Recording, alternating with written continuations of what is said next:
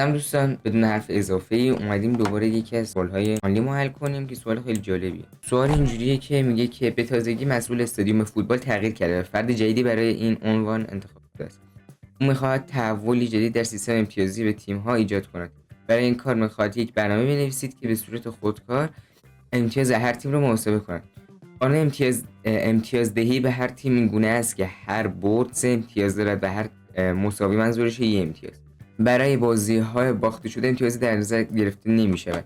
خب یعنی اینجوریه که 3 تا توی اینپوت برنامه از همون 3 تا گزینه میگیره که برد اینورم میشه گفت یا همینور برد رو میگیره، مساوی رو میگیره و باخت رو میگیره.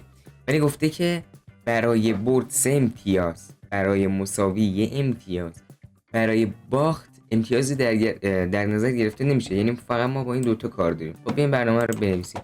بعد توی اینپوت با فاصله هم برنامه ها رو عدد رو وارد کرده. 5 فاصله 3 و فاصله البته 2 تاست. جوابش هم نمیشه، باید بشه این و این. خب بیایم بنویسیمش. فقط اینپوت میده، آوتپوت میده. درست میگیم که یه n دارم مساویه یه لیستی از مپ این تمشون رو بکنه اینتیجر دیگه. ما با اینتیجرشون کنیم اینپوت کنه یه چیزی، چون که گفتم بازم آنلی تو اینپوت یه چیزی بنویسی قبولش نمیکنه. اسپلیتش کنه، یعنی هر وقت فاصله دید بندازش توی لیست، چیزی که قبل فاصله دیده. بعدش فقط هم بیاد تو چه ایندکسیشو برداره، 0 تا 2 شو برداره. این منهای 1 میشه 1. این از این. الان یه پرینت هم میگیریم ببینیم تا اینجا رو درست نوشتیم یا نه. اس درسته، ولی برای اس مثلا نویسم 5 1 3. ببخشید من قبلش باید بیام بگیرم چیکار کنم. بیام این کار انجام مپ و ویرگول زده بودم. اما گذاشته بودم.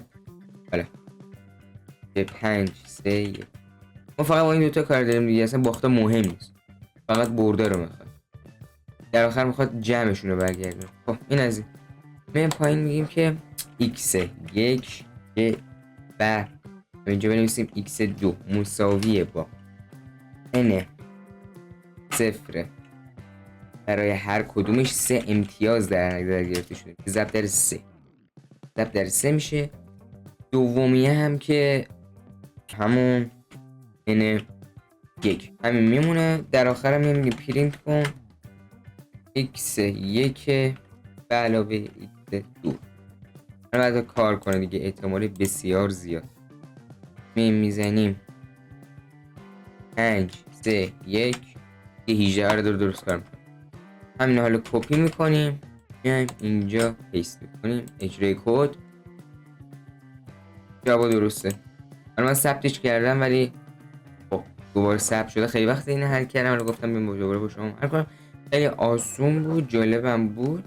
و بازم میگم میخواید ببینید در چه سطحی برنامه‌نویسی بلدید یا بخواید تمرین کنید که یادتون نره یا بیشتر یاد بگیرید، میتونید بیاید از آنلیم یا سایت دیگه، خیلی سایت زیاده، استفاده کنید. سایت خارجی هم هستن مثل تاپ 150 اینترویوز و همین دیگه. امیدوارم که خوشتون اومده باشه و تا ویدیوی بعدی فعلا خداحافظ.